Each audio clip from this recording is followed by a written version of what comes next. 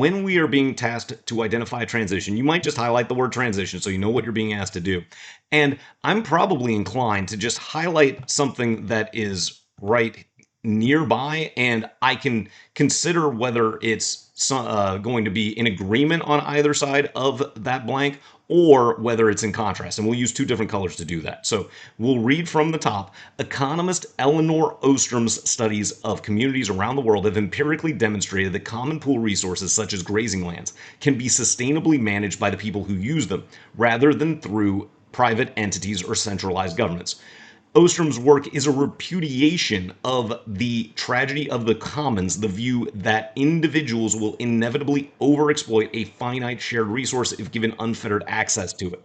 Well, after the blank, we've got a repudiation of the view that individuals will inevitably overexploit a finite shared resource. And that's meaning that she basically kind of shot down that view. And that matches the idea that she has empirically demonstrated that they can be sustainably managed by the people, these common pool resources. So this is going to be a transition that needs to indicate agreement.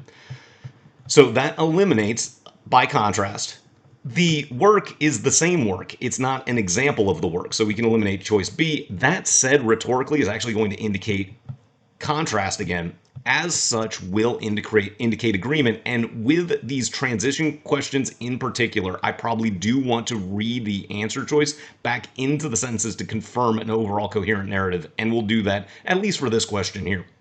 Economist EO's studies of communities around the world have empirically demonstrated that common pool resources such as grazing lands can be sustainably managed by the people who use them rather than through private entities or centralized governments. As such, Ostrom's work is a repudiation of the tragedy of the commons, the view that individuals will inevitably overexploit a finite shared resource if given unfettered access to it. That makes perfect coherent sense.